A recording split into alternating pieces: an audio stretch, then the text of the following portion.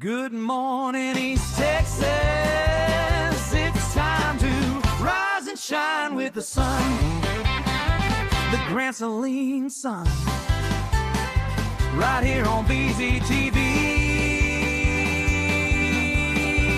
Grab your coffee and come join the fun. Bad. Oh. He threw Katie under the bus. Anyway, I do want to point out there was an error in today's intro right there. It did say host Bert Fight, but today, as I told our guest, and you know, I have to bow out as the junior mic man here. Phil, you got about 40 years doing this with you, so I told him I was going to bow out. He is going to talk a bunch of stuff that I have no expertise in, and so y'all get the privilege of hearing a polished host today as he tells you a little bit about his background and a little bit about what he does. But before we want to do that, let's break into some smoke signals.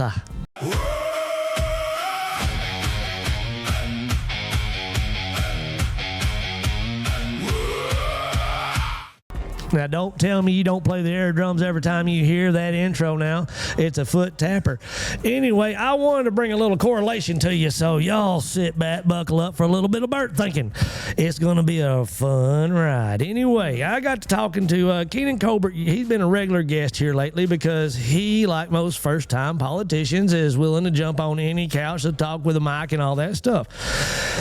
So, first and foremost, let me just say that I do not endorse any candidate of any sort, of any color, of any creed, of any race, of any nationality, no matter what planet they come from. I do not care. I am here to get the story out. That being said, I did make a comment yesterday that I really thought needed to be elaborated upon, and I didn't want to elaborate it with him on the couch because it almost sounded like I was endorsing the feller. Because if you've been a part of the audience of the past few days, you know that he and I do not agree on a lot of stuff.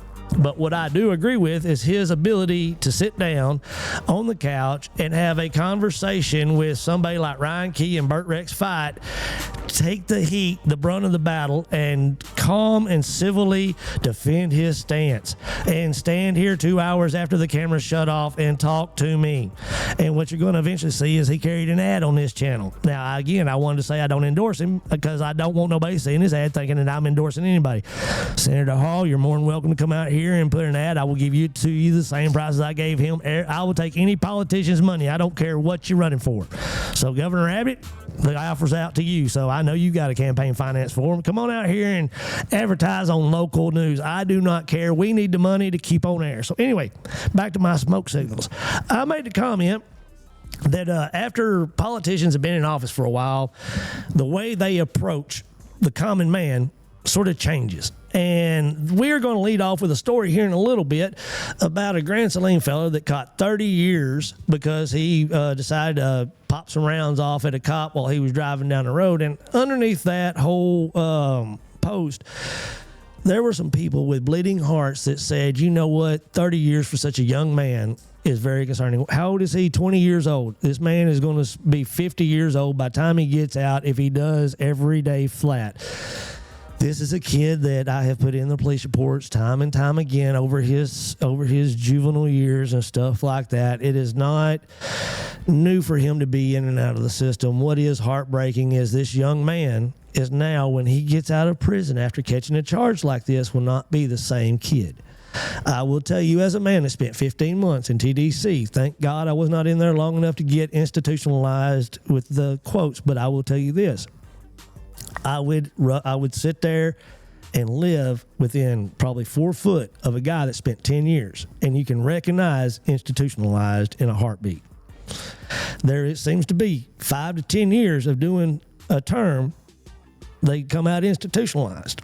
5, sometimes not so much. It depends on how they did their time. But if you get over 10 and in there, it is survival. If you do not know the mentality of inside, it is survival. I tell everybody, I learned 2 things when I was in prison, how tough I was and how tough I wasn't. And I will admit, I cried, lay in a fetal position many a night underneath my blanket because it was a harsh and scary environment. That being said, it translates into how these people interact with the rest of the world. So you can see institutionalized. Anybody out there that's dealt with somebody that's ex-convict, you can see it, you can tell it, and you know the struggle is there inside of them, and you know a lot of times they lose that struggle. Now, look at career politicians. They go into office. You see the optimism of Keenan Colbert. He sits down, he talks, he doesn't mind taking those punches, he doesn't mind sitting there defending it. He knows that his cause is bigger and better, and he's got the passion. You let that play out down the road. Ryan Key made a comment yesterday while we were sitting over there talking. He says, give you 2 or 3 terms, you'll be the same way. We've all become to where we expect that from our representatives. What I'm hoping to see in the new generation of politician is that they never stop talking to us. We've got 2 podcasters right here on the show today with the ability to have a channel and a voice and go beyond the vote. Maybe we do have hope for the future. But I will say this, talk to any politician that's been in for multiple terms, and I don't care who they are, and talk to any prisoner that's been inside for any term. They look at you with dead eyes. One looks at you as a nuisance. The other looks at you as the problem. So, as you cast your vote, how approachable is your representative? Because if he will not sit down and have a conversation with you, how receptive will he be to you when he is up there and you're down here? I'm just saying, this camera's here. This couch is open to anybody, but I'm just saying, let's try to get beyond the institutionalized politician and let's get back down to the compassionate politician. That goes across the board. Don't care if you're donkey or if you're jackass. Elephant. I call them both donkeys. They're the one and the same if you ask me. They're 2 sides of the same coin. So I'm telling you right now, if you're a representative of the county, of the state, of our nation, understand the day of the cold politician is, I pray, is an extinction. I pray that voices like what we have here, interactions like you've seen on this show for the past 3 weeks, I'm hoping we come for the untouchables. So that's the smoke signals for today. Thank y'all so much. Let's roll over to the young gentleman that earned his 30-year stamp. And local news is from Grand Saline. There he is, Connor Scott. I think it's Connor Lane Scott. Learned his fate for a joyride back in 2025 that started out at Lake Hallbrook. From what reports I read, it showed that he was out there flashing a gun, and it was a bunch of high schoolers and young adults that were having a drinking party at the Lake Hallbrook beach out there. And when officers rolled up, because the inevitable report got reported, these guys decided to jump in a vehicle and take off and led a high-speed chase. And he was convicted of and pled guilty to pulling the trigger at the officers out the window of the vehicle. So this young man learned his fate, and he will be spending several Christmases behind bars in the custody of TDC. So where we say, you know, the bleeding hearts say that there's probably no hope for this kid to ever get rehabilitation, I will say there are, and I will say this, there are resources inside. So do not let people tell you there's no resources inside. It's how that young man decides to do his time. I did my time, and I watched a lot of men pull themselves up on long stints and come out, educated men, and come out and become business owners. And while you're in there, they show you the success stories of these fellers to give people hope that are while they're in there. So I tell everybody right now, yes, I believe he's getting every bit of what he deserved. You pull the trigger against a feller, you should do some time. Take this time to pray for him that he does his time right. Because if he comes out on the other side as a 50-year-old man, he will be better. Guess what? I'm only 8 years sober. I was a drain on society, which led me to TDC. I'm 51 years old today, and I am just now starting to grow my positive influence on Van Zant County. So please do not write this young man off. Let's pray for him, and let's lift him up. Thank you so much for that one. Also, womp, womp, womp. USA dropped it yesterday. I didn't watch it. I'm not gonna lie. I have not watched this. I walked in the door and people have been watching it, but honestly, I have been too busy and had very little concern or care about it. I've enjoyed watching the FIFA reactions, and that will go on as long as the cup is going on. But the thing that we know will not happen is the USA will not be drinking out of that cup. So, great run, USA. I heard that it was a tough game, a tough battle, and we never want to see it dropped, but good job in getting further, I think, than any other men's team has gotten before in the FIFA World Cup. So well done, guys. And as I said, I was going to take so little time that I want you guys to now give us a warm VZTV welcome to Phil Smith. And what's going to happen at this point is Bird is going to back out and enjoy, just like you guys, and enjoy the conversation. I'm just lucky enough that I get to be a part of it in little snippets, but he's the man with the information. And so, Phil, thank you so much for being on VZTV today. What do you think about our little production here? Hey, I love it. Brings back old memories for me. When we kicked off our intro and stuff like that, he was over there dancing right along with us, and I could tell that we've done something good over here. So tell us a little bit about yourself, and before we get too deep, let's go ahead and pitch the August 8th event. That way everybody knows and we don't lose anybody in the laps. I want everybody to hear this right off the bat, right off the first. So go ahead, and as you are the host today, I am the co-host as the junior. Take her away, sir. Well, Bert, first of all, thank you. This is a great opportunity for me. And anytime I have a chance like this to talk about our veterans in this community, my passion comes out. Yes, sir. I love our veterans. I'm a veteran myself. Thank you for your service. Thank you.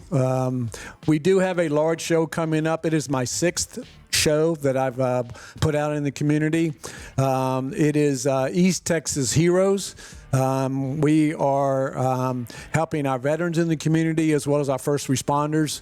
It's going to be at First Monday, a very large venue at Pavilion 4,000, 4,500, and 6,500. And between Pavilion 4,500 and 6,500, there's a large open field. This is where we are going to have our military show. At the top, Hazelwood will be bringing almost 200 classic cars.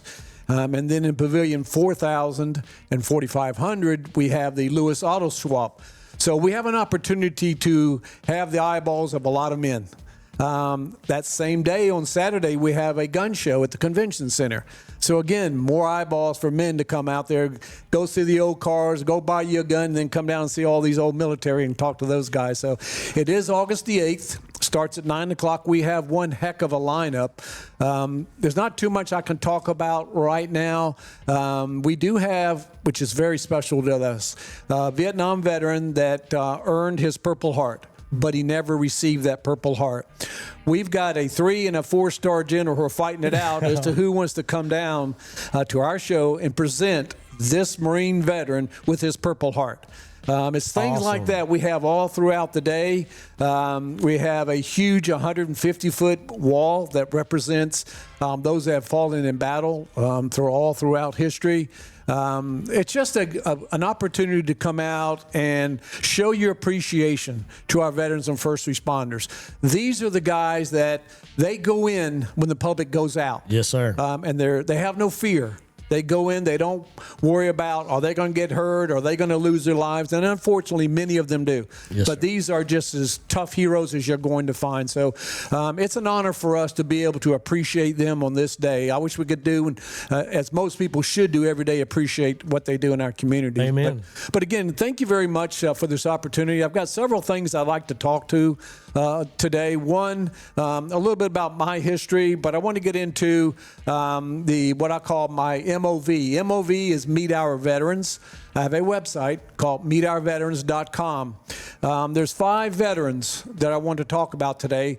I'm about up to 65 that I've interviewed, but these are 5 that I hopefully in the future I can come back on your show and we'll talk about another 5. Yeah, I'm telling you right now, because they're all heroes in my book. And I'm gonna extend this out to you. I think I said it to you maybe in text, or I told somebody that we want you to come on. I'd like for you to be a weekly edition. You know, bring a vet of the week. I mean, you said you got 65 of them, so we got over a year, and your collection's growing, so we'll never run out of content. So that seat is always open for you, sir. I just want to put that out there before the audience, so you know it's true. Well, thank you for giving me that opportunity, and I will take advantage of it. So the 5 veterans, the first one I'm going to talk about is a gentleman by the name of Earl Clark. Earl Clark lived in Wills Point. He was at the Battle of the Bulge, really the last major battle of World War II. And he was a machine gunner. And of course, when you were a machine gunner, you had a huge target on your chest. The second person I'm going to talk about, a veteran, is Juan Herrera. Juan is from Canton, Texas. Juan spent time in Afghanistan in the Army. And if you've ever gone up to the Veterans Memorial and you see that large statue, it's called the Kneeling Soldier.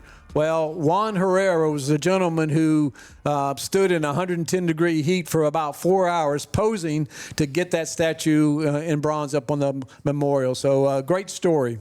The next gentleman I'll be talking about is a man by the name of Lloyd Taylor. Lloyd was a former mayor of Canton, World War II veteran. He was captured in Anzio and became a POW. Wow. And we'll talk a little bit about him being sent to a place called Old Flag 64 in Shubin, Poland. It was the only military officer POW camp in Europe. And then the next veteran I want to talk to you about is Ken Thompson. Ken Thompson was a United States Marine Corps veteran in Vietnam, 3 Purple Hearts. And he turned down that Purple Heart, and you're going to understand why he turned it down. Very heartwarming story to hear. And then the last story I want to talk about are a couple of very dear friends of mine, a guy by the name of Tom Kroll and Mike Dobson. They were Navy Sea Wolves. Very few people have heard of Navy Sea Wolves and the impact that they had in Vietnam. Tom Kroll was a pilot, and Mike Dobson was a door gunner. And these are the baddest of the bad. And we'll talk about them today and what he did and sacrificed for us over there in Vietnam. Then I want to talk about, and again, this is something a lot of people haven't heard about, but there's a place here in town for homeless veterans.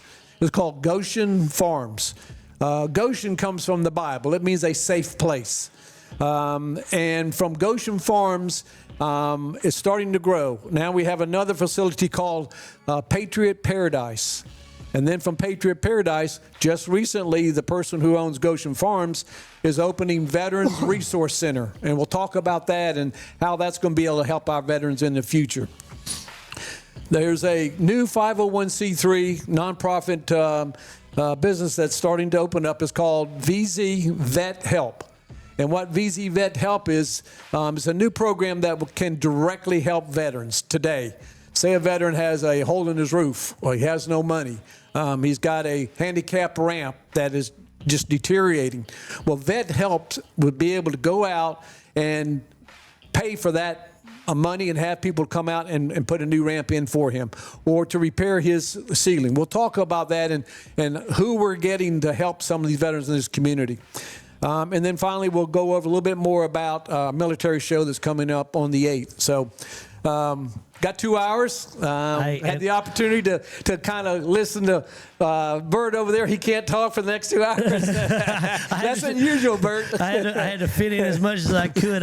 It's going to be hard. I'm going to be sitting over here chewing on the finger. Corbett done told me quit bouncing my foot, because of the TV over here. So we don't know how biting my tongue and this foot tab is going to go, but we're going to find out. But like I said, you got all the time and elaborate. And again, I want to encourage everybody out there watching, if you know a veteran out there or anybody, you may not have thought about this, tell them to download the VZTV app and view in right now live. The app is free. It costs nobody anything to go download this app and put it on their phone. If you've got the app, you obviously know this. If you're watching on the web, tell everybody. But if you know a veteran, and I know my wife, you and I talked about it, it was New Life Home Health, which I got to say, hi, Lupe. She's watching it. I just got a picture from the wife showing me that she was watching. And I love you, babe. I ain't going to give one woman a shout out without the other. So I love you, babe. But anyway, but they are dealing with veterans and at home health, and they've even got a nonprofit over there, Breaking Bread. Bridging the Gap. Yeah, Bridging the Gap. And they do a lot of work, and they deliver food, and they do a lot of work over there with veterans and stuff like that. And our veteran community, sometimes they are at the whims of government and stuff like that. You know, certain cuts can come in and hurt them and stuff like that. So we know the veterans are out there hurting. We know that there's a population of them out there that are struggling, either mental health, physical health, or again, physical needs such as housing and lodging and stuff like that. So reach out, let everybody know that we're doing this. Come in and watch this show and learn about these resources. And look, if you enjoy your freedom, if you went out and popped fireworks this weekend, get in here and learn about the fellers that gave you the ability to go pop, pop, pow, pow, and blow your fingers off. So with the last 3 fingers you got left on your finger, turn on the remote in VZTV and listen to this man. And I'm going to shut up now. Mike Corbin, turn my mic off so I quit talking. It's on to you, Phil. All right. Again, thank you, Bert. First of all, I want to tell you a little bit about myself, and it's not to have a big ego or pat myself. And I've been very, very blessed. I give God all the glory. Without Him, I am nothing. So everything I do, I give Him the glory. I wear a bracelet. It's called WAGSIS bracelet. WAGSIS stands for When Almighty God Smiles, I Smile. That means I can grab this bracelet and I can have a one-to-one relationship with God, talk to Him 365 days, anytime. It's a Wi-Fi that never loses signal. So again, I'm very, very blessed for what I've done. Some crazy things in my life, but I think it's given me the opportunity to sit here today and say, yeah, I've done this, and this is Amen. What's happened from it. So let me start off, first of all, that I've written 8 books. 4 of them are on Amazon Prime. One of them is a nonfiction called Am I Lucky or Am I Blessed? And I can sit here today and tell you that there is no such thing as luck in my life. I am a very, very blessed man. It's kind of an autobiography of my life. Again, I give all the glory to God. Secondly is 23 Days in the Middle East through the eyes of a documentary cameraman. I was a combat veteran and went over to the Middle East. And this time I didn't have a gun on my shoulder, but I had a camera. To many of the enemy over there, that camera is an RPG pointed at them. So you got to be very careful when you go over to some of these countries. Have a little bit of smarts about you. 2 fiction books I've written, The Gold Watch and Stripey and the Killing of a President. I have a degree in television broadcasting and in journalism. I love to write. My next 4 books will hopefully be coming out in the next 2 or 3 years. It's all about timing and getting the opportunity to work on it. I am a Navy veteran from 1969 to 1975. I was originally drafted into the Army. My dad was in the Navy, career veteran, and I really didn't want to go into the Army. And I found out this thing called the GI Bill. And my family had no money. We were living in a double-wide mobile home with 6 kids. So I had to look for a ticket to a better life. And for me, that was going to college. And so I saw this GI Bill as that opportunity. So I had no choice. Being drafted, I had to go in some military, and I joined the Navy. Spent 6 years in the military, 3 years active and 3 years reserve. My father was embedded with the 1st Marines at the Chosin Reservoir. He always told me that he was a Marine. And I never saw him dressed up as a Marine. It was always as a sailor in his white uniform, and I could never figure it out till many, many years later when I started writing stories about PTS and realized that the Marines come under the Navy. Mm-hmm. And so my dad being a corpsman, Marines don't have corpsmen, so my dad was embedded with them. So now I started putting it all together and say, he was a Marine embedded with them. So my father-in-law, he was in the Army's 3rd Infantry Division. He went out into the field whenever the tanks lost, say, a landmine blew off one of the chains on the tank. He went out, and, of course, he had a squad with him to stop the snipers from shooting at him every time they go out and pick up these things. And he would bring them back and work on them. So then my brother, he was in the Marines. He went in 1967. Unfortunately, he was exposed extensively to Agent Orange, and at 46, he passed away from it, as I see many, many of our veterans have today. So it's a very, very tragic part that he didn't die in Vietnam, but he died from being in Vietnam. Because of Vietnam. Yes. It's very, very sad. I have an uncle that died at Normandy. So I have a long, long history of veterans. So I was honored to go into the military. And most veterans will tell you. On their behalf, the ones that didn't and are not here, thank you to every single one of them. Absolutely. God bless them and their families as well. So a lot of people don't understand that, we really want to, honor the veteran, but also there's wives and kids that are so impacted by that military soldier, because sometimes they'll travel every 2, 3, 4 years to who knows where. They don't get to choose most of the times. The military says, go here, you go there. Well, that's a huge sacrifice for the families and the wives and all the stuff. So you do have a divorce rate that's fairly high in the military for that reason. It's just very, very hard to have a stable life and when you're in the military. While on deployment, you never know what the unknown holds from 1 minute to the next. I mean, it's one anxious battle after another. So, I mean, it's hats off. I've said it multiple times here, behind the soldier is a family. And we want to thank, when I thank the soldier, I thank the family, because I believe that the sacrifice of the family is probably just as great as the soldier. Sure, they all sacrifice. Exactly, because even when the soldier pays the ultimate price, it's the family that's left behind to mourn. Sure. And so, like I said, we do not want to forget about that. So. Okay. As I said, I went to college on the GI Bill. Have a degree in journalism and television broadcasting. I was an investigative news reporter and a cameraman for about 10 years. And the early days of news, and I'm sure it's still there today, the old adage of if it leads, it bleeds. It's too bad that we get 90% of a newscast about something negative or bad. Yep. And then maybe 5% of the is what they call a kicker story, try to make you feel good after you watch all the blood and guts.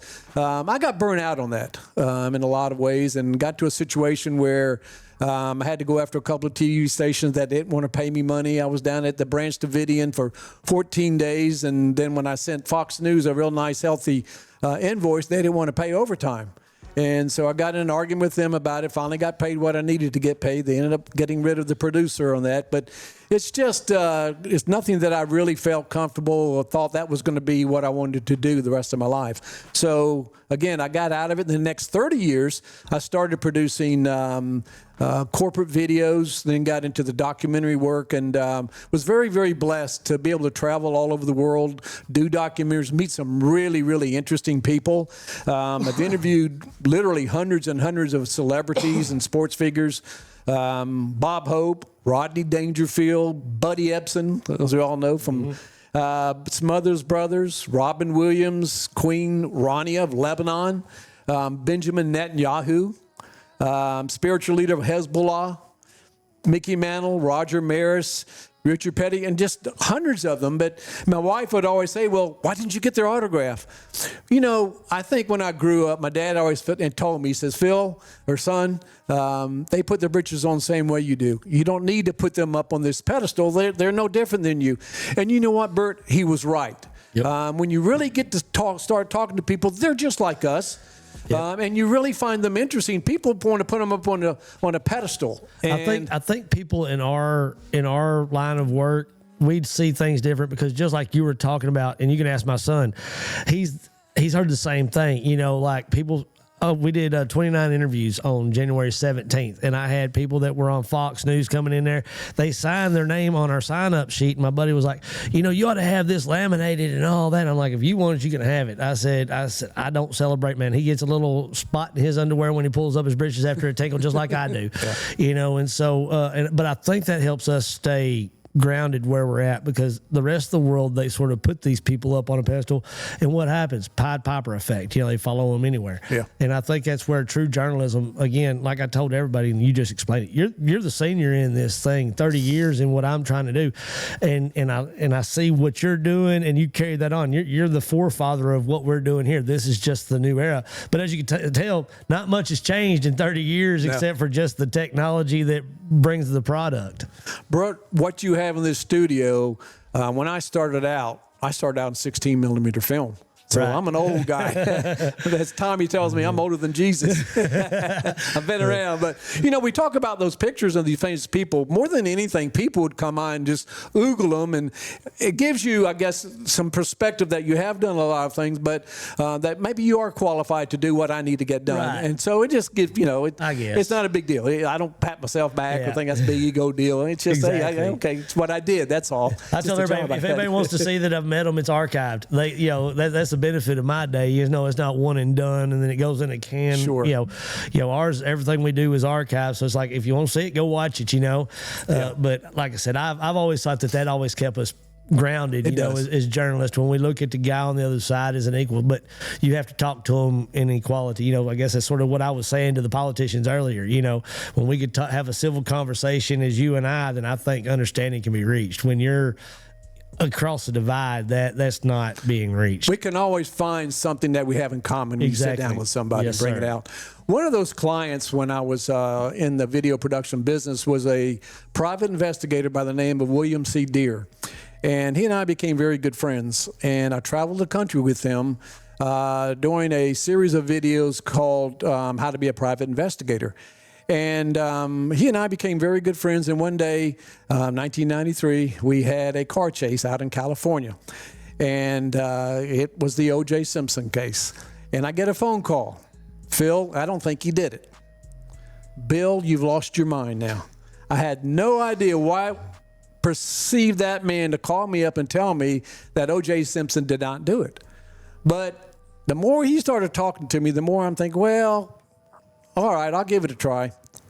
10 years later, we finally wrapped up the O.J. Simpson case. This is the video called O.J. is Guilty, but Not of Murder. And we had the opportunity to interview some of the world's renowned forensic psychologists, people that go to crime scene investigations, are the top of their field. And we showed them our evidence. And over and over and over again, they started believing, you guys got something here. You've got something here. When I got the opportunity, Bill and I went up to Dr. Henry Lee, who was very instrumental in that whole O.J. Simpson case. He has a symposium up in Connecticut every year, and he invites 600 of the top forensics investigators in the field and asks us to come up and show them what we had uncovered. And we did. And so the first thing I did, Bert, when I went into the room with these 600 people, how many people in here believe it was O.J. who committed that murder? Oh, yeah, he did. Okay. Hour and a half later, when we finished all our documentary, showed them what we had, I asked that same question. Not one hand was raised. And what we pretty much showed was we had more evidence than they ever had in their case. And we pretty much proved that it wasn't O.J., but it was his son, Jason Simpson. You heard it first here, folks, on VZTV. Jason Simpson was a chef by trade. And what do chefs do? Sous chefs, they cut up meat all day long. His dad sent him to the Army Navy Academy, and he learned to do one thing, and he was very proficient at it, and that was hand-to-hand combat with knives. O.J. couldn't stand the sight of blood. He would pass out at the sight of blood. But Jason, all the time, would cut up meat. So one day I'm going to come on your show and I'll tell you the entire documentary. Oh, yeah, but this I don't one want to right get here. Yeah, hey, guys, you just heard it here. Go tell your friends. Oh, wow. It's a very interesting documentary, to say the least. Exactly. And so I'm sure all this has been cleared by legal. Do I need to contact Joel Elliott, Elliott Law Firm, and say, hey, Joel, we may have us a doozy coming? Well, the crazy thing is we took it to the California Attorney General and showed him our evidence. Right. And he looked at me straight in the eye and says, Phil, you don't have enough evidence. And I looked at him. I said, you know what? I said, I know your game. It's all about this. Okay? You went after O.J. Simpson because they write books and they make millions of dollars off of books. But they don't on a young guy who has no money, nothing at all. You don't go after him. He's a nobody. But you wanted O.J. Simpson. You built your case around it was O.J.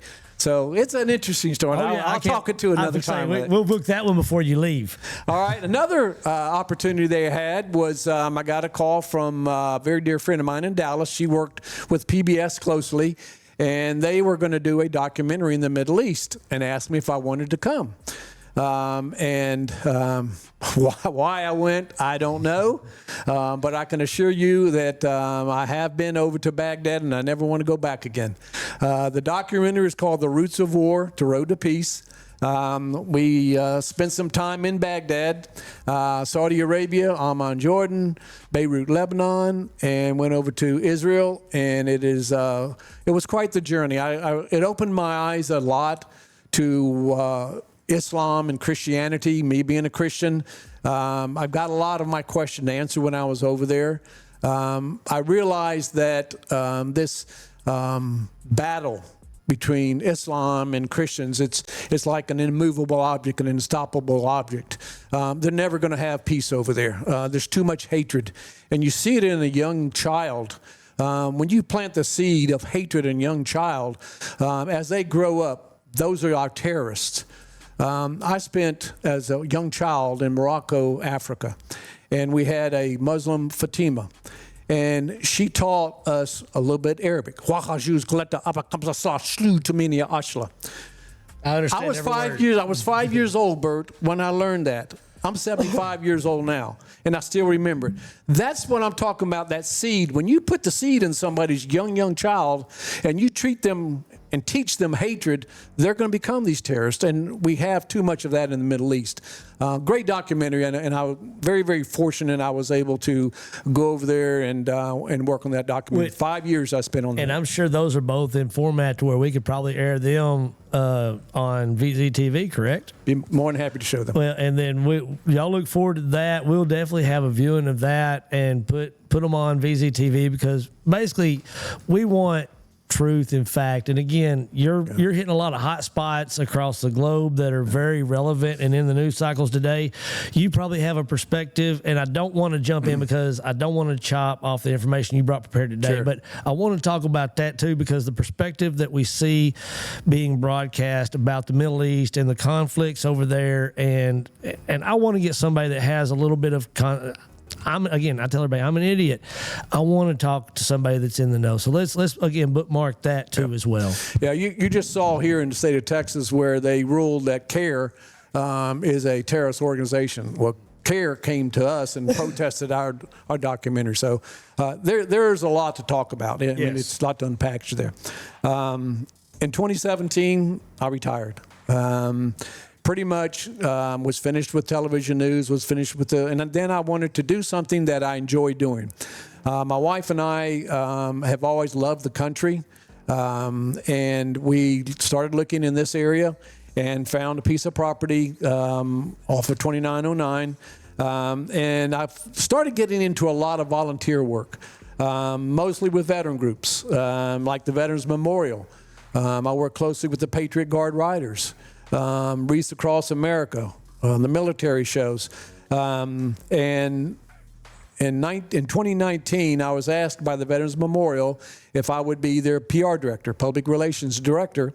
And so I did, and was there for 3.5 years and built up their Facebook and their websites. And during 2020, myself, my wife, and a lovely lady by the name of Lynn Marceri, who has since passed away, and several volunteers, military volunteers, came out to the memorial. And we took the museum and pretty much turned it upside down, put in LED lights in every case, every documented piece of military history, one by one, who donated it, or is it on loan to us? And so we really had opportunity. We closed the memorial down for that 6-month period and was really able to get in and turn that upside down. So in 2023, my wife had been on the board for 3.5 years, and I decided it was time to go out and do some other things that I was interested in. And I'm a very active member of our church, Canton Walnut Springs Bible Baptist Church.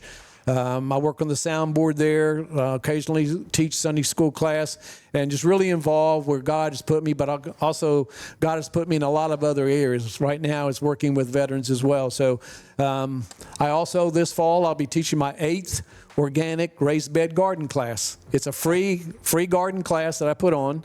It's a 4-hour course on organic gardening. We offer classes to the first 50 students. We usually get it full by the first month once I put the dates out there. But it's the third Saturday in March and the third Saturday in September. So if anyone wants to learn about organic gardening and buy raised beds, it's a great seminar. I show you 5 different ways to amend your beds because of our weather in Texas, but pretty neat course. And for those that don't know, that one of them is a spring crop and one of them is a fall crop. There you go. Just so you know. There you go.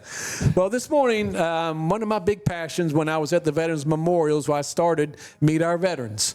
As a journalist, I wanted to put my degree to good use, and I like to write. Written 8 books, I do. And then I started thinking, you know what? It would be neat to go out and listen to the stories of the veterans. Bert, what I do, first thing I tell a veteran is I'm a different journalist than most you're going to meet. As we know today, journalism, like attorneys, I think we're below attorneys now, and believability, and how Fake much news, they trust fake us. News, yes. So it's fake news, and it's out there, and for good reason. There's a lot of people who think they're journalists. I tell everybody, today's media has become propaganda. I mean, when you can find your flavor of news to suit your taste buds, it's the tickling of ears, and in media, that is the Antichrist. When you can bypass facts for what you want it to be. I've always said, if you want to tell me how you feel, then put commentary across there, Right, exactly. Whereas my professor in college says, if you tell me how you feel, you should be arrested for fondling. Right. So it's evolved. But as I tell the veterans, it's your story. It's not mine. I'm just the voice box for you. But when I write your story, and it's really funny because a lot of them, Bert, they'll say, Phil, I didn't do anything. I wasn't in a war zone. I said, look, you served the country. That's all that matters. You did what they told you to do because you had to. And it doesn't matter whether you were in the war zone. You were still a veteran, and you served this country. And they'll say, all right, I guess I'll do it. 2 hours later, Bert, I can't shut them up. They really like to talk about their military days, and it's great for me. Mm-hmm. Get some really, really great stories, as you're getting ready to hear in a minute. But I also tell them, I say, this is your story. When I'm finished with it, I'm going to give you your Word document. I want you to read it. When you say, Phil, it's ready to go, then I'll publish it. How many journalists do that? None. Okay, that's a trust factor. Number one, I'm a veteran, and a lot of veterans will open up to me because I'm a veteran, but also they understand, well, this guy's not going to burn me, and I won't. Exactly. That's why I have that trust factor with my veterans, because it is your story. I just want to get out and tell it.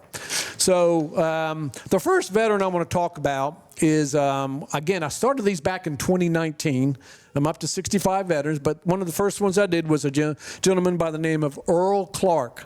Now, Earl Clark was an Army veteran. He was at the Battle of the Bulge during World War II, and Earl was shipped out on December 12th, 1944, aboard the USS Wakefield from Fort Meade, Maryland. Now, the next day, and a lot of what I'm going to do is just read excerpts from the story, because what I want you to do is you listen to some of these these inserts that I'm talking about. I want you to go on www.meetourveterans.com, look at these stories and read the whole story. I'm just going to give you excerpts of some of the things they've said. So, from Earl Clark, the next day it was 10 degrees below zero. They sent me to the front lines in a truck. We entered near the southeast of Bastogne, a small Belgian town that served as a vital road junction. From there, we unloaded and walked the last mile. The snow was 16 inches deep. Now, this is all their stories. 2 stories from their mouths. All this is, and I'm trying to visualize as I read some of this what it was like, Bert. I can't imagine what our veterans have gone through. It was the last major German offensive campaign, the Battle of the Bulge, on the Western Front during World War II, and one of the most bloodiest battles of the war. Earl was a private in George S. Patton's 3rd Army, 80th Division.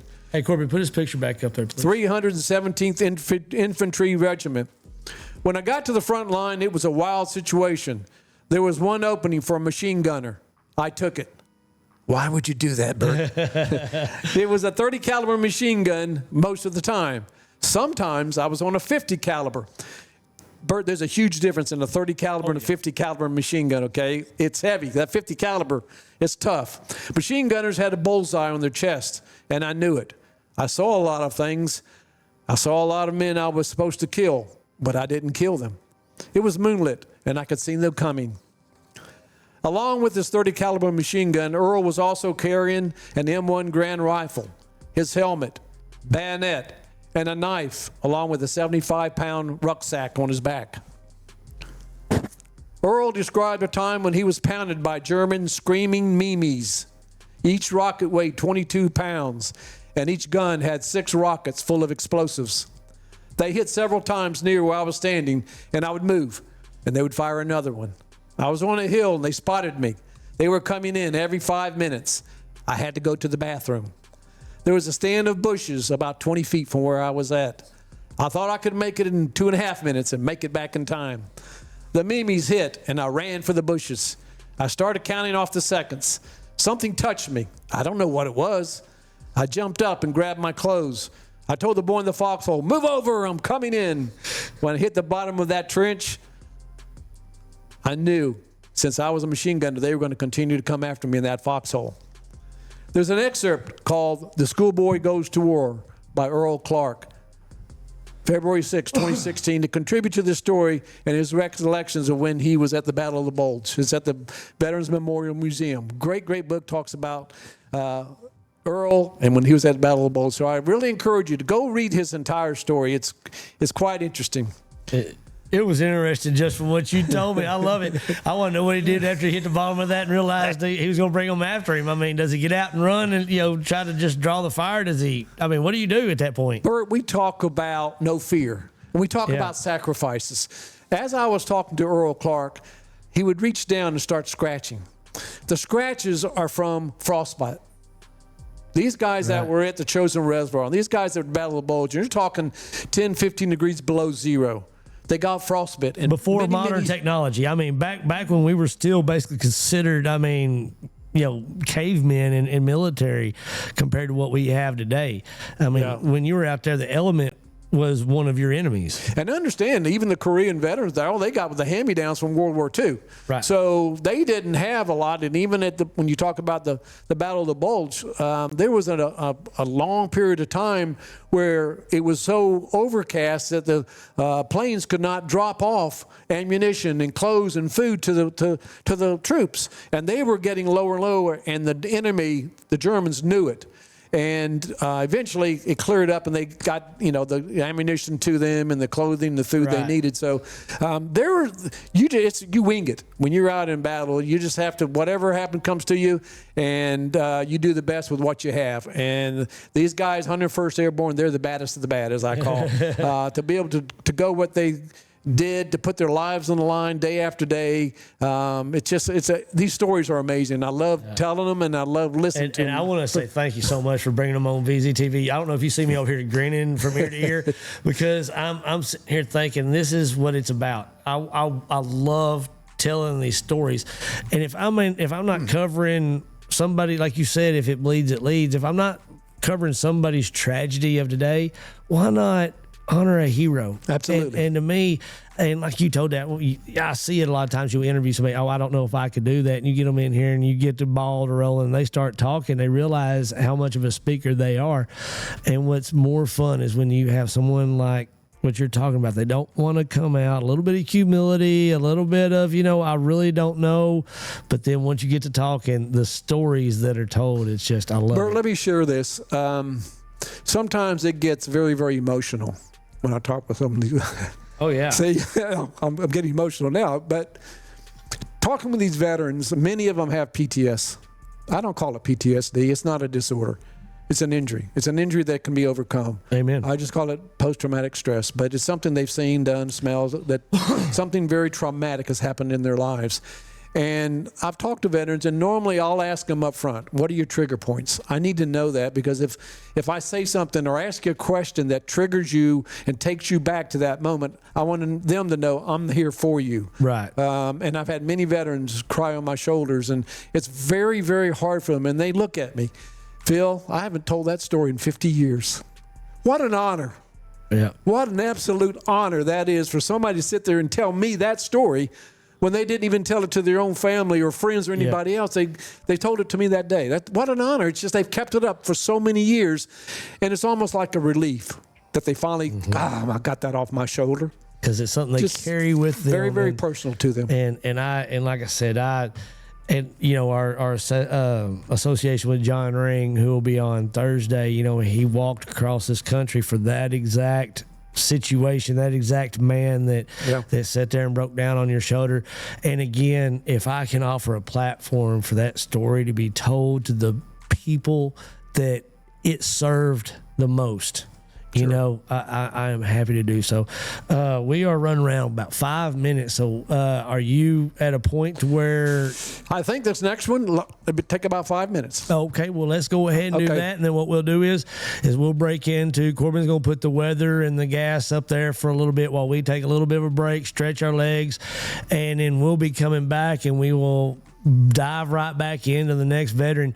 But I wanted to take time on each one of them and honor each one of these stories, because just like a while ago when you broke down, because he broke down, man, what people don't understand is the emotion that not only goes with the selfless sacrifice out there on the battlefield, but the scars that follow you back into your civilian life.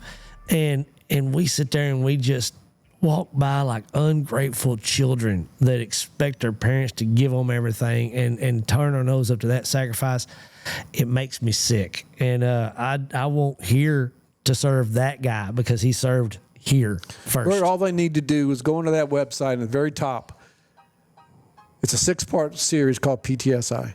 I took 6 veterans who were all diagnosed with PTSD, and I told their stories. It took me over a year and a half to do that story. It was one of the most emotional, gut-wrenching stories I have ever written. My wife and I had to take a month off, go to Florida, so I could bring it down. Right. I got so involved with these veterans and their stories that I felt like I was reliving their stories in my dreams at night, and I couldn't sleep. I got so involved with it, and it's easy to do with the veterans because you have this empathy for them, and for them to tell you those stories, and it's so true, it's so honest, that it's real life. This is what these guys got. People don't see. They don't see the scars sometimes that I see. And what people don't understand is that man is on that battlefield, but that could be you if the circumstances and the vanguard up front is not there. That will be you, either through organization or necessity. Yep. It depends on, they keep the evil at bay. If they are not there, you will be that soldier at your front doorstep, because evil is there. Understand, a veteran's not asked to go to war. He's told to go to war. We train you, and then we send you to war. Then we send you home. Have a good life. Yep. All right, let me quickly go through Juan Herrera. Okay, Juan Herrera is a U.S. Army. He's from Canton. If you've ever walked up on the plaza of the Veterans Memorial, you'll see Juan Herrera. He is that bronze kneeling soldier up there on the plaza. Juan got in full military uniform with the rack pack, gun and all, 4 hours in the hot August heat of Texas to pose so that statue could be made out of it. And it's an incredible story for him. He was stationed in both Iraq and Afghanistan. He went to Fort Dix, New Jersey in pre-training. He says, I went out with the Iraqi police, trained them and did joint missions with them. However, you couldn't trust the Iraqi police. You don't know who is a bad guy and who is a good guy. My platoon was stationed in Al-Qut, Iraq, on an oil airfield. We had about 30 people in our platoon. Al-Qut was south of Baghdad. Our missions included dismount missions and scope walkthroughs and present patrols. We set up in technical control points. We pulled over vehicles and did random searches working with the Iraqi police. Juan was sent home for 7 months for some R&R. Once again, Juan volunteered for war, this time to serve in Afghanistan. You have been to war. You come back 7 months to the States and then volunteer for war again? Why? I said. Juan said, I like war. The high-stress atmosphere was an adrenaline rush for me. It was a different place, different world. I was in the mountains, the Hindu Kush of Afghanistan. We flew into Kurdistan, but this time our mission is different. It was a new military concept to bring the tactical side to military intelligence. I was one of those 40 infantrymen. I'm doing both infantry and intelligence. We all had top-secret clearances for the equipment we had to use. I was a signal intelligence man, and my job was to monitor radio traffic, translate it, and relay that intel into the battlefield commanders. The Taliban had eyes on us. We heard the chatter a lot. We got sniper fire. We were very vulnerable. They would mortar us and hit us with small arms. They would hit us with mortar and the sniper fire every 5 minutes all throughout the day. They would catch us walking back from our missions, walking to the showers, to latrine. You never knew when they would get hit. We once got hit from all three sides and we had to retreat about 300 meters. That doesn't sound like much, but it is on the side of a mountain, especially when you're taking enemy fire. Rounds would hit in front of me as I was running. Physically, I never got hit. You come to terms with death. You come to accept that any moment could be your last. Over there, it was different. You come home, you're a civilian. But it's different to know that in your heart and in your soul, you had already accepted death. It's not easy to deal with. For the kneeling soldier on the plaza, I posed for hours in the heat in full gear, one position, taking pictures. I put a lot of hours in posing for that. Ed, needing more pictures and a mold of my face. They did an excellent job on that statue. The kneeling soldier is not about me, he said. It is about the fallen soldiers. That is what the whole memorial is all about up there. It is for my buddies that are no longer with us. It is for those fallen soldiers. God bless them. Man, I tell you what, I'm going to let that land with the audience because that's heavy. And so we are going to jump to a break real quick, look at the weather, the gas prices, and we will be right back on the other side and hear more of your stories. I look forward to it. And again, wrapping it up with learning about the August 8th East festival. Texas Heroes. There you go. And I want you guys to know we're going to get this archived up on the channel as soon as we get home. I don't want to wait. I want you to be able to go home. So if you can't make it after the break, instead of waiting the normal 24 to 48 hours whenever I get time to put them up, we're going to go ahead, get this one up, so that way you guys can go ahead and share this with all your veteran friends. We will get that done because, again, so much good information and the perspective. I think if you get out there and you enjoy the right to live your life as you deem, as long as it fits within the confines of our social boundaries, it's because of a soldier, guys. Think about that over break. And when we come back, we're going to hear some more hero stories. Be back in about whenever. Oh, yeah.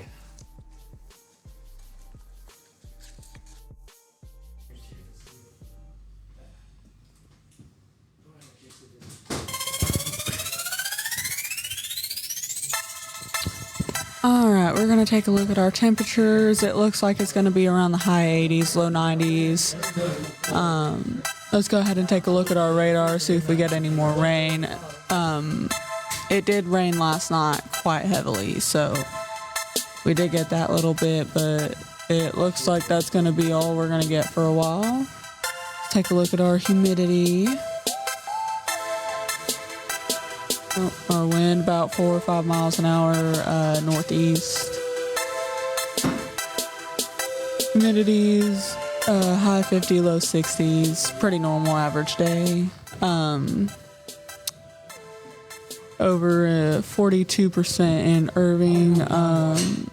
Dew point 75, 76, mid 70s.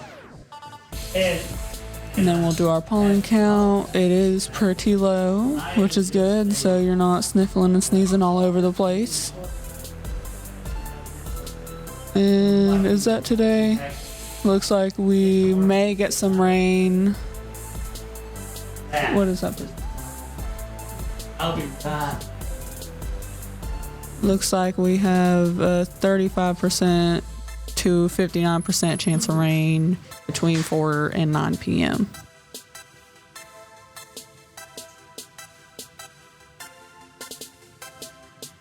And let's take a look at our gas.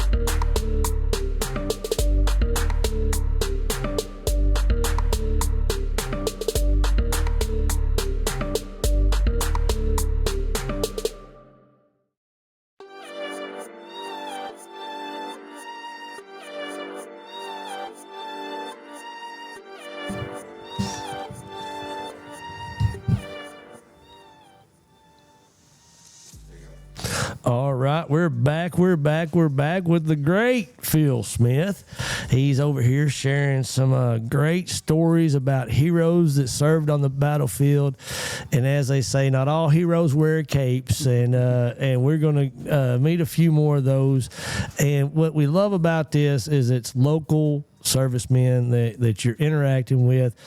You know, we hear the stories abroad, but we want our local guys, because I mean they're the ones that served on their community's behalf, so they're the ones that went out there on our behalf, you know, as Van Zanners. And so therefore we want to hear more about that. And again, I'm going to try to do better this second half and keep my trap shut, but I can't make no promises because I'm telling you right now, I'm loving what you're serving, sir. So give us some more. All right, Bert, again, thank you very much. My next veteran hero I'd like to talk about is a gentleman by the name of Lloyd Taylor. Lloyd was a former mayor of Canton, Texas, was serving in the United States Army. He served in Africa and he served in Italy during World War II. There was a girl, her name was Diana Norrell. That was Lloyd's niece. And she called me up at the Veterans Memorial one day and said, I've got this treasure trove boxes full of my Uncle Jake, and I want to share it with the world. He gave it to me, and I cried and said I couldn't do it. And he says, no, I know you can do it. And so he left all of his memorabilia with her. And this is how his story was written. It was from everything that was in that box. It was just a treasure trove. That a lot of it today is at the Veterans Memorial Museum, hanging up on the wall to tell this man's story. But Lloyd fought in Africa and then in Anzio, Italy, where he was taken prisoner of war. He was sent to the only officer POW camp in Europe, a place called Old Flag 64. It was located in a place called Szubin, Poland. And having gotten a battlefield promotion to second lieutenant, Mr. Taylor and his company fought in and out of the lines until February 16th of 1944, when the Germans' counterattack resulted in the capture of Allied troops. Without having been field promoted, I would not be here telling Lloyd's story. Because of the promotion, he ended up at Old Flag 64 and some of the other prison camps in Europe. As officers, there was only one prisoner camp in Europe, and that was called Old Flag 64. So any officer that was captured as a POW was sent there. Lloyd goes into his story and says, all we could see was knees walking toward our direction. We opened fire. They got into the minefields and they paused their march. In a short while, they came up behind us. 12 of my 18 boys were wounded. Some of them were seriously wounded and died. They captured us all. I could have ran and gotten out of there, but I had 12 wounded men, and the rest were just kids. They marched us all night long, Lloyd continued. The Germans had a hospital unit set up in this huge cave, and they brought us in there for interrogation purposes. I only gave them my name, rank, and serial number. He wanted to know why I had machine gunners attached to me. He spoke better English, actually, than I did. We walked and we rode, and we walked and we rode in vehicles. They put us in this former Italian POW camp near Florence, Italy, and we stayed there for a few days. And then we moved to north to another prison war camp. Our whole battalion had been captured, including 405 officers, and there were 16 to 25 troops per officer. It looked like a refugee camp. I was captured on February 16th, 1944, just north of Anzio, Italy. It took about 2 months in the separation camp before we were sent out on boxcars. We were sent to Old Flag 64. The camp was established in June of 1943 by the Germans to detain American officers. It initially held 150 prisoners. By the time the camp was evacuated in January of 1945, their ranks had grown over to 1,500 prisoners. There were guard posts on the corners. When we got crowded from the Western Front, we had 2 blankets, but we had to give up one. We slept on straw mattresses. Most of the guys cut every other slat out of their bed and cut up small chips to put in milk cans upside down. And when they were emptied and cut up, there was a little hole there, and we made a stove out of it, and we heated up our coffee. We could hear the Russian artillery firing from a distance. It kept getting closer and closer to our POW camp. At about 9 o'clock, the German commandant came in and gave us orders to pack what we could carry. We burned everything we could take with us. We had a blanket in our clothes, and we pulled out the next morning. They called them the Kriegies. These are the POWs. At 7 o'clock at night, before to be ready to depart Old Flag at 6 o'clock on January 21st, the weather was bitterly cold. The temperature was below zero with 2 inches of snow on the ground. Now understand, Bert, you've got 1,500 prisoners that the Russians are moving into this camp. They were going to take it over. Germans had it. The Germans were going to take all 15 of these prisoners and walk to Germany. And you can imagine what it was like for both the POWs and these soldiers trying to keep up all of them and trying to stay ahead of the Russian front coming to them. Their departure was delayed due to the German guards' inability to get an accurate count of POWs, so they were forced to stand in formation for hours in sub-zero weather. Not a good start for men who were already weak and hungry. At about 0900 in the morning, they marched out of that gate of the POW camp. Approximately 1,400 Old Flag 64 Kriegies marched out, and 86 were left behind due to sickness, and a few hid in the uncompleted tunnels to wait for the Russians. But for many of the Kriegies, this was the beginning of a trek that took them 45 days, traveling 345 miles before reaching their destination in Germany. Along the way, a large number escaped and made their way to liberation, many with the selfless assistance of Polish people along the way. Others were not so lucky. When the column arrived at their final destination, there were less than 500 POWs. They were either killed or they died on that march. Our first stop was a place the Germans would say, "We are capturing so many compounds today." A compound meant there was a big house, and there were little houses for the Polish people. They would take it over. You had stables. It was dark, about 8:30 at night. We were dead tired. I don't remember the Germans feeding us anything. They told us to find a place to sleep in the barns. A paratrooper friend of mine and I bedded up in a loft in the hay barn. We had no blankets. We were just wrapped up in the hay. Lloyd and his group left the Baron's barn and headed to Lvov, Poland for a night with local resident. Fearing Germany and Russia troops, they traveled mostly at night. Now understand this. They had all these prisoners in these barns and outside camping out and wherever they could sleep at that night. The Germans were in such a hurry. They left and never took account of who was there. Where our friend Lloyd Taylor was underneath us and it was cold. That's where they slept at. Next morning, they woke up. They were all gone. Everybody. But these 5 POWs. My story takes you through step by step because of what Lloyd left to his niece of how he got back to America to tell his story. It's an incredible, incredible story of survival and what they went through to get back to America. Wow, I love this stuff. Another item Diane found in the treasure trove of information was her Uncle Jake was a picture of a veteran by the name of Arthur Lesage. I went into the room and she picked up this box and this picture fell out. Lesage was a second lieutenant with the 82nd Airborne and was a paratrooper who jumped into Sicily. Later, he boarded a landing craft and went ashore on Anzio. He was wounded and captured at Anzio, and as a 21-year-old officer, he was sent to OFLAG 64. Diane did not recognize that soldier's picture when she picked it up and looked at it closely. The note is to Jake, dated January 23rd of 1945, the day the Kriegies left OFLAG. Underlined is the word liberation. What a day, Jake. You, Bill, and I in Poland in a big, dirty barn. He's telling you those 5 prisoners and what they did in this little photograph. I will always remember this date. I hope your civilian days and see you playing big-time ball. We went through lots of problems at Kriegi, Jake.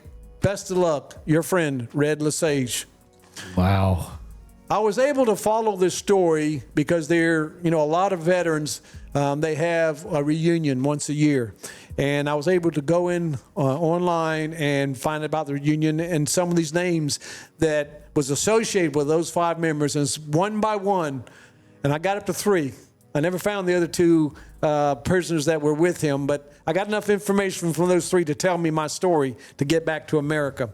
The Van Zandt County Veterans Memorial Museum is very proud and honored to display a full shadow box containing Lloyd Taylor's POW jacket, stenciled in black, and on the zipper, L. Taylor, POW number 3237, an ID tag and other military items from his time as a POW in World War II, and many of his military documents.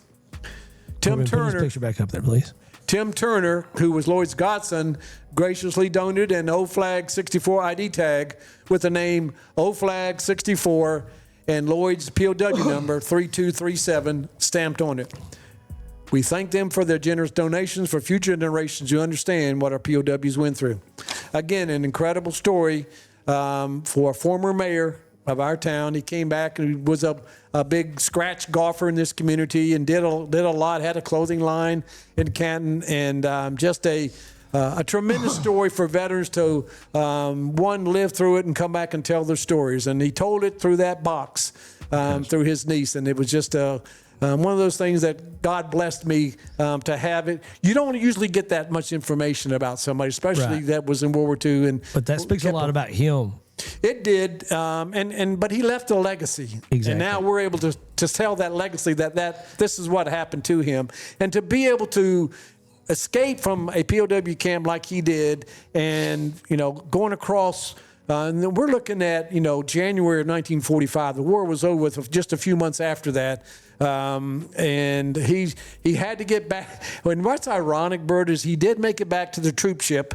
The troop ship went from up in Russia back down to Anzio, where he was captured at, and then back to America. So, He backtracked. Right back to Anzio, where he was captured. Well, So. and what I love about these threads of stories, warfare in those days and warfare today, totally different beast. I mean, now when we have people protesting war, I mean, you hear a tragedy of a soldier. Generally, it's an aircraft going down, some sort of mishap of some sort. It's not battlefield, putting it out there where the odds of you coming back home are against you. Now people feel like they can protest because they feel like it's drones, and it's, your freedom is written in this right here. Not in drone warfare, not in cyber warfare. Gave you the right to go out there and protest. Exactly. So that's where I love these stories. And again, the more you tell, we've got a lot of future together. So let's go on. All right. My next veteran, Ken Thompson, United States Marine Corps, Vietnam veteran. I drank and smoked every day, so I was really out of shape when I got to boot camp, said Ken. I was 5 of us leaving Dallas to go, and it was a nightmare for me. Since I was older, they put me in charge of the younger guys.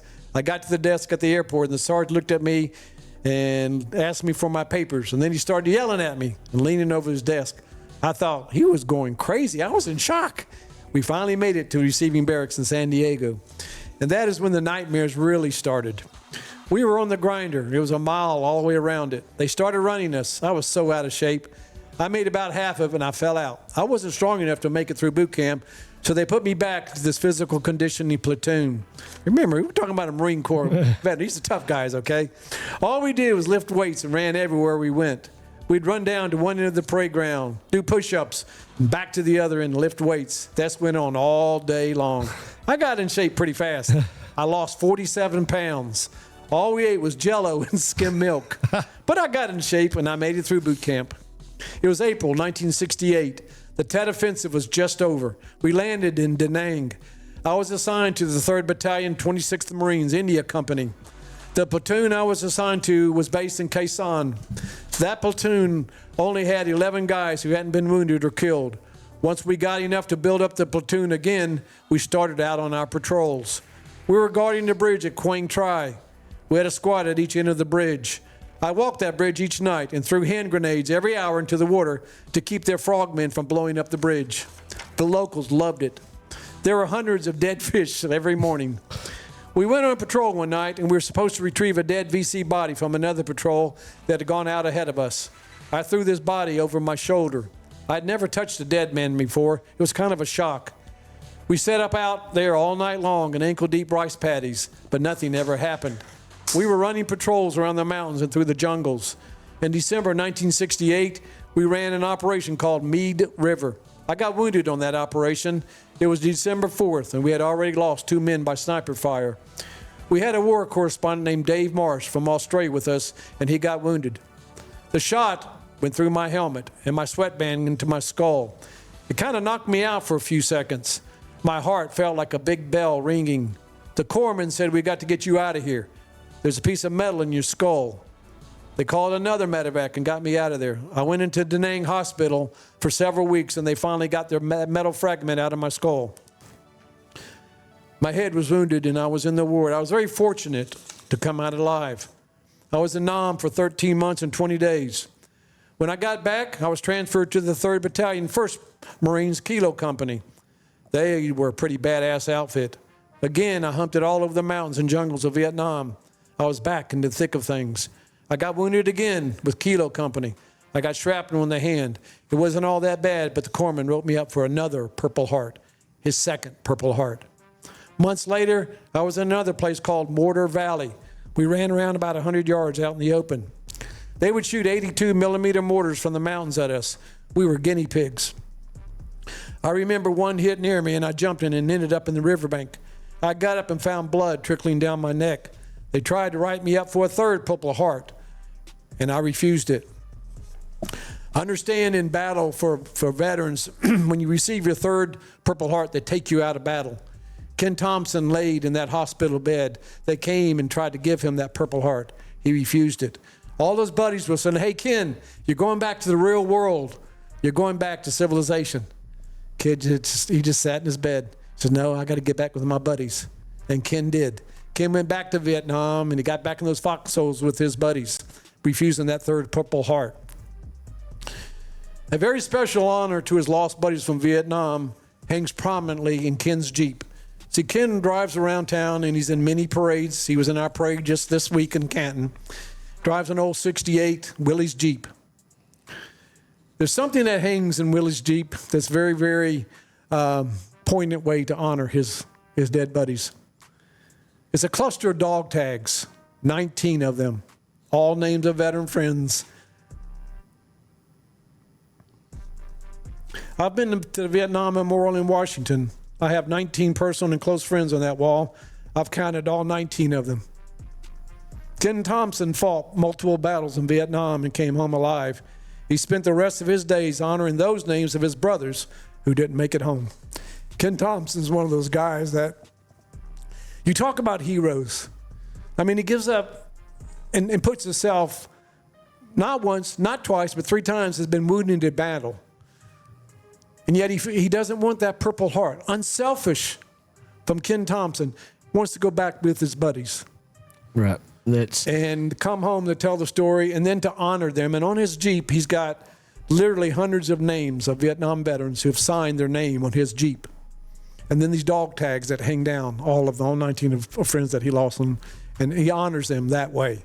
And Ken Thompson's a special veteran. That was the Jeep y'all had at Will's Point up there. And I'll tell you, it is, yeah, it's one of those things that if you don't understand after that, then I don't believe you deserve the freedom that you're blessed with, because you can see the impact. And we had a conversation yesterday with Kenny Colbert, and it was 2 old farts, me and Ryan Key. We're old. We're from the old school. Kenan being a younger, and he still got that youthful optimism and stuff like that now. And we were trying to explain to him how it's hard for him to know what we know, being as we lived through it. We saw the advancements and how everything's developed. And this is one of those situations. Guys, the reason why you see him on camera is because you see the impact, because he lived through that. I didn't. I did not. I have a deep respect because I watch a lot of TV and I watch a lot of that, but it still does not hit as real as it does when you're telling these stories. And that's why there's no better person to do it than you right here. And again, you see the impact. If you've never dealt in military, at least step back from your civilian eyes and look at the impact it has on this man. All these years later, hearing about stories that he wasn't even involved in.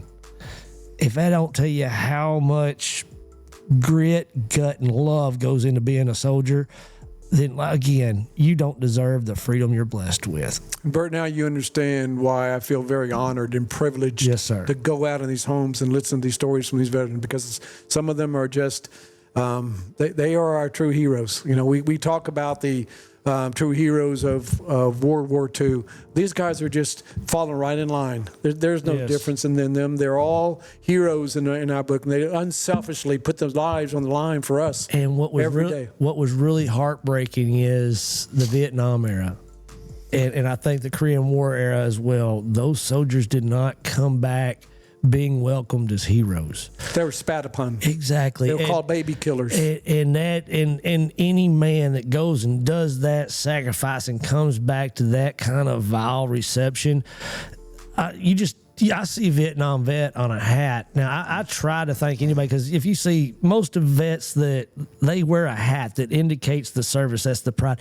And if I see a hat, I would make myself try to get some. But if I see a Vietnam vet, I want them boys to take their final breath knowing they were appreciated, because they sure as heck didn't take their best breath knowing it. So that's heartbreaking. I love the fact that we have something drawing attention, because they don't understand the VCU, the Viet Cong out there. That was brutal battleground. I mean, that was brutal. I mean, infection was so bad at taking people out. You didn't have to worry about as much mortars as you did with infection and little things, jungle fevers, and all the different things that could kill you out there.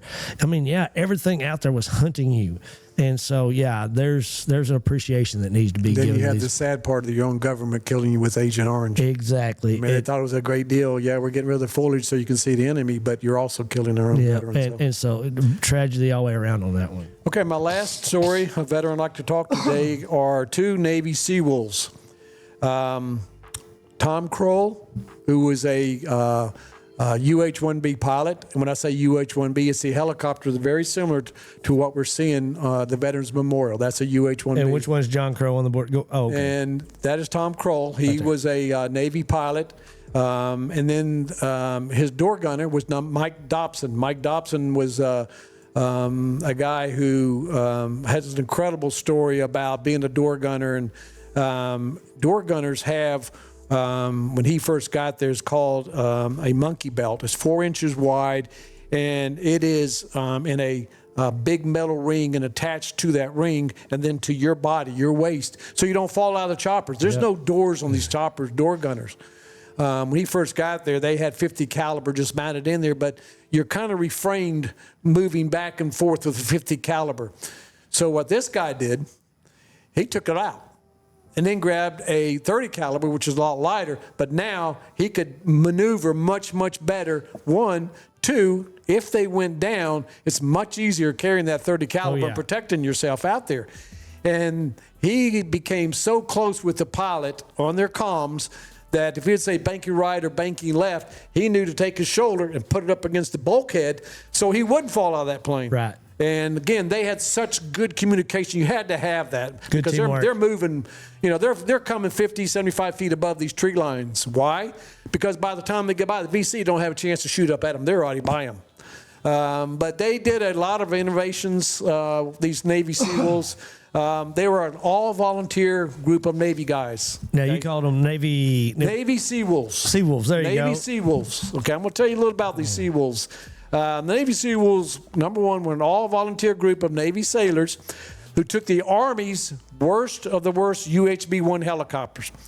Bert, think of a car that's got 600,000 miles on it. It's a POS. It's not a vehicle you want to take. Well, the Army say, here, Navy, you can have them.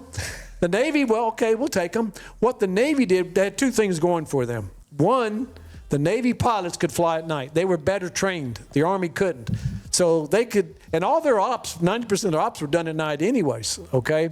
So they were able to take these 600, pieces of crap and make, gunships out of them, basically, and then go in and insert and extract special forces. They turned them into gunships. The Navy pilots were much more qualified, again, to fly at night. Their job, insert and extract special forces and support the PBR boats in the Mekong Delta. The Mekong Delta was the southern part of Vietnam. This is where a lot of ammo and food and everything else was coming up the river up into Vietnam. The unit was commissioned and decommissioned in Vietnam. In other words, they have no home. They said, we need your unit here. So they started this unit called the Sea Wolves. And then in 1973, when they left Vietnam, they basically decommissioned them. So they really, again, they have no home other than what they did in Vietnam. Tom Kroll got in Vietnam in November of 1967 and stayed until November of 1968. There was a lot of action going on, and it was a time of a lot of buildup in Vietnam. The Ho Chi Minh Trail was very active and had a lot going on down in there in the south. We flew a lot of patrols, and the SEALs were very active. We were getting scrambled for the SEALs and the PBR boats also. Mike Dobson arrived in Vietnam on the 10th of May, 1970, and would immediately start maintaining the B model of the UH-1Bs that they would soon be crewing. 3 weeks later, I was told I was going to Det 1. They had 6 dets. These are detachments for each one that they would be assigned to. I already knew that Det 1 had a reputation for being in the thick of it. Perfect. I was about to enter the final phase of a period of service that would change me for the rest of my life. We could be airborne in 2 to 3 minutes from the time they called Scramble the Sea Wolves was made. Scramble the Sea Wolves, there is a great documentary on PBS called Scramble the Sea Wolves. If you know who Mike Rowe is, he's the one who does the voice for Dirty Jobs. Well, he does the voiceover for this, and he will tell you in that hour documentary from PBS of what the Scramble the Sea was. So again, a great, great documentary. To say this was an adrenaline-filled time of life would be an understatement. We were adrenaline junkies, and we would do anything that those who needed us. We never turned down a call, no matter how dark or what the weather was like. If they needed us, we had a reputation for being there no matter what. We never broke that faith.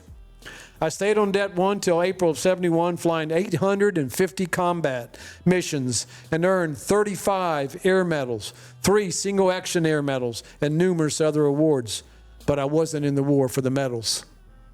We took off with a full load of ammo and rockets. We were almost maxed gross weight and sometimes over it. When you took off, you would have to pull it up 2 inches off the ground. If it could hover, you knew you could make it. We got shot at every day. We could hear the pop, pop, pop from an AK-47 from the ground. Door gunners would throw out smokes they thinking where we were coming from. We were already past them at that point. All the pilots I flew with over there were damn good pilots. Some were better than others, and maybe some should never have been flying. We needed them, and we weeded them out quickly, and they went back to the administrative jobs. You could really weed out the bad pilots when we flew at night. Our Navy pilots were fully instrument rated, although the Hueys were not good instrument birds. The Navy wisely put in radar altimeters. We could tell how far above the ground we were. I remember going in at 500 feet, overcast and down the river, with an old single-engine helicopter. What went through your mind was, when is this engine going to quit? Is it going to crash? Is it going to auto-rotate? Well, you had that radar altimeter. It was good, and at least it gave you a chance to survive. The Navy pilots were good instrument pilots. We did a lot of practice and flew at night all the time. Most door gunners were in the 160-pound class or less, but most of them were 18 to 20-year-old kids. When I went over there, I was 185. When I got back, I weighed 165. You had to change the way you shot, the way you survived. We were leaning into the machine guns, and it jammed. You almost fell out of the helicopter. I talked about the monkey belts. Some of us hated wearing those monkey belts, and we wouldn't wear them. In the fire team, the rules of engagement were kill or be killed. Obviously, you don't shoot at civilians. You don't want to kill innocents. There were incidents in Vietnam where people were shot at, and unfortunately, some of them died. We became so familiar with the area, we could pick out these sampans on the banks of the canal, the Mekong Delta, and we could key on them and know what kind of aircraft or ground boat they were, and we could take care of the problem pretty quickly. Some of them would have motors on them and have this long shaft and a prop where they could maneuver up these canals. If we caught one of them, we would just do the short burst and try and break the gas tank on it, then light them up with a tracer. Boy, that was a fun thing to do. These are veterans. Just like the rest of them. Exactly. We're having fun at this, boys. These are boys having boy fun. We slept with our life jacket on with 14-pound chest protectors, and they were hard to sleep with in the world's filthiest mattresses. We slept with our boots on. The heat and humidity were staggering. It was a miserable, but you had to do it. We had a call one night, and they had the strobe on, and they were whispering on the radio. I had never heard a Navy SEAL whisper in the radio before. It was a good indication that the bad guys were near them. They asked the pilots what we had for ordnance. We had flechettes, and the SEAL said, fantastic, then shoot at the strobe. The pilot came back and said, please confirm, you are holding the strobe? A whisper confirmed, affirmative. The pilot again, please confirm, you want us to shoot at the strobe you are holding? That is affirmed. We are dug in the hole, and you must put it right down the chimney. They all were around us. Bring it on, the Navy SEAL said. So they brought it on. There were 2 Navy SEALs on a stakeout. The one on the radio starts laughing. He comes up to us and says, man, you stapled 3 of those guys with a tree, right to a tree down there. And they're telling the story about this. And Mike, who's just this Navy guy, is a door gunner, and this muscled Navy SEAL comes up to him. He thought he was going to kick his butt. And he got closer and closer. Mike kind of closed his eyes. Who was that guy that was a door gunner on that? And Mike, it was me. He come up and gave him a big old bear hug. He said, man, you saved my life tonight. Thank you. And Mike thought he was going to kick his butt, but he was happy for him. But they were literally dropping all the weapons they had on top in a paddy field to save these guys' life. It's just crazy. That's crazy. My choice of weapon was an M60. I always had an M60 on board. That was a fallback. The 50 you couldn't fix in flight, and those barrels were heavy. The M60 used the same ammo as the miniguns, the 7.62 millimeters. In a normal can, we carried 2,500 rounds. We had about 4,000 in the miniguns. I finally had to come to grip myself. My older son said, Dad, we got to get together and we've got to get involved with the church. This is when the 2 of them came back from Vietnam. The young boy's talking to his dad, Tom Kroll, the pilot. Tom had a difficult time when he came back, and so did Mike, from what they saw over there. I thought I would be fine when I got back, Tom said. Later, talking with my family, I was not okay. You're just unwinding suddenly after 12 months of doing this day to day. You come back to a country that doesn't care. Worst experience of my life, and I will never forget about that day I left. I remember going to the San Francisco airport. It was disgusting. To this day, it still makes me mad. I still have a problem going back to those horrible nights in the airfield during the Tet Offensive, seeing kids killed. I will never forget the next morning. I was out in my flight suit and had my N79, and there were some wounded Viet Cong laying on the ground. This kid was wounded with a compound fracture, and the bone was showing through his femur. He was in shock, and his eyes were looking up. I looked at this young kid, 12, 13, or maybe 14 years old. This Army guy came up and said, I'm going to go ahead and waste him. I took my N79 and pointed at him and said, get the blank out of here or you're going down with him. He left. I picked him up and took him over to the medical office at the morgue. Took a garden hose and kind of washed him off. First time I saw someone die right in front of me.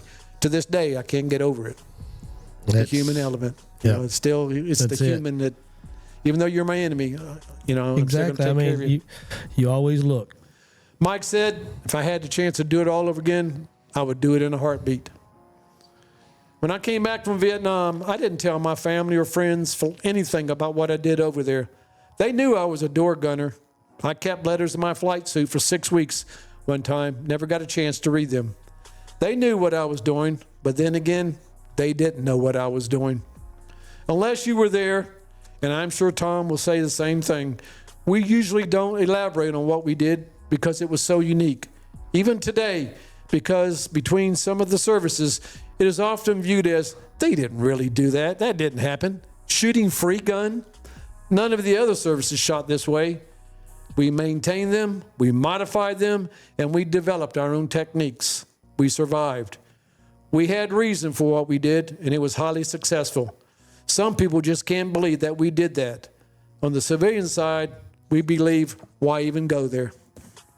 During the period 2012 through 2014, the last Vietnam Navy SEAL retired in Coronado, California.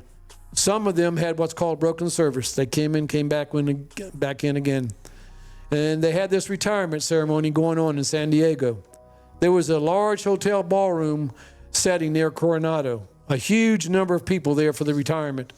There were all these windows in the hallway, and then you reached this foyer before you went to the ballroom. They had a SEAL Team 1, and then an emblem about a 2 to 3 foot in diameter to the right was SEAL Team 2. And in the middle, and this is where Mike took a long pause before continuing, he said it was very emotional. In between SEAL Team 1 in SEAL Team 2 was our emblem, the Navy Seawolves. I looked at Mike, I said, Mike, that's respect. They respected what you guys did, and you respected what they did. You saved each other's lives in combat. Yeah. Incredible stories. Again, I look down the road to sitting in this chair and tell you some more stories about our veterans. I've got just a couple here in the future that's coming I'd like to share. I just am finishing up a story with Don Tisdale, who's a World War II veteran from Wills Point. He was a radio man heading over to Japan. Now, I understand that war in Europe was over with, and a lot of those veterans thought they were going to go to Japan. He was one of them in a Navy ship heading that way as a radio man, and he got some chatter coming over. He heard the word there was an atomic bomb dropped on Hiroshima. No one on that ship knew what an atomic bomb was. Right. Pretty good story. Senator Bob Hall, I interviewed him. He was an Air Force graduate at the Citadel from Edgewood. As a ground electronics at the height of the Cold War with Russia, he was stationed at Norton Air Force Base in California, working with the Ballistic Systems Division, developing the Minuteman Intercontinental Ballistic Missile, the ICBMs. Another great story. And lastly, with 9/11 coming up, I had the opportunity to interview a woman by the name of Sam Horwitz. Sam was a former Secret Service agent who was entering an elevator at the North Tower when Flight 11 crashed into the top floors. She was in that elevator when that plane hit. And her story is about survival and helping others get out of there, and telling her story, the horrible story of watching bodies fall out of the sky. Basically, she couldn't see it. All she could hear was the thud on the ground. Became a very deep into PTS, post-traumatic, for what she saw. Right. Actually, 10 bodies fall. She went home, but she's like a lot of veterans that have PTS. I'm tough. I can do this. I can handle this. Sometimes we can't handle it. And she got so deep and so depressed, she went down to her basement and twice tried to kill herself with a gun. She had abandoned God, but God never abandoned her. And as she sat there the second time, she was getting to pull that trigger. She heard a voice. It ain't your time. It's not your time. She kept on hearing that. There was nobody in the room with her. She picked up the gun. She had gotten very deep into the bottle. That was masking her pain, right, as so many veterans do as well. And she took the gun out. She was getting ready. Her hand was on. She was getting ready to shoot. Well, her little puppy dog jumped up in her lap and started licking her face. And those big old brown eyes looked right at her. And she said, I woke up, and next thing I looked down, and there's wine bottles all down there, and the gun was sitting in my lap. And she realized that she had hit rock bottom. And God did save her from that. And it's an incredible story. I look forward to writing it and sharing it to this community, what she went through as a Secret Service agent. We look forward to hearing it and sharing it with our viewers as well. Also, I think it's really neat you're wanting to bring in Senator Hall. You know, we see him on the political stage, but going in and getting into his story, that'll be a really interesting one. Is there a way for people that may have a story, or maybe family members that have a treasure trove of information, that they can get that to you so we can get their hero on the roster for you to? Yeah, absolutely. Again, our webpage is meetourveterans.com. Also have a Facebook, Meet Our Veterans.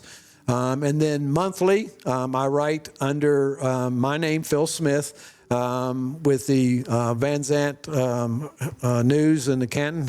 I get those mixed up. Canton Herald and Van Zant News. And once a month, these stories are put into those. It's 1,000. I'm kind of stopped at 1,000 words, but at the very bottom I put, for the full story, please go to Meet Our Veterans. Right. You can read what you're hearing today. When I'm asking people, go and read the full story. But right now, I'm always looking for World War II veterans, Korean veterans. They are leaving us almost on an hourly basis, and we're losing those veterans. It's so not if you saying know that, somebody that, you know, is cohesive. Unfortunately, a lot of veterans, Yeah. and I made a big mistake one time. A World War II veteran was talking to me and saying, "Phil, I've got this great World War II veteran story I want to tell you that it's my John Wayne story." I said, "Man, I can't wait." Well, unfortunately, I was going out of town for a week, and while I was out of town, his daughter had called and said that he was put in the hospice home. Oh. So as soon as I got back, I went over to the home, and they had him on so many drugs, he just didn't know where he was at. And I went 2 or 3 times, and just he wasn't cohesive enough, and unfortunately, he passed That's a away. And I story never got lost. his. It's a story lost. So I tell people, if you've got someone who is, World War II era or Korean era, that again, it doesn't matter whether you're in war or not, just that you served during that period. To contact me through that website. And I want to also pitch out there, because just like that mayor who had the treasure trove of information that you were able to reconstruct his past through what you had. This man is a seasoned journalist. He can make a lot of a story through what you have. So if you have something that's been handed down and it has ties back to military life engagement, and please reach out and just see. I mean, we'd rather it be shared than lost if it's something that we can't, whatever. But exactly, Or they're a legend. I tell them, I say, this is for you.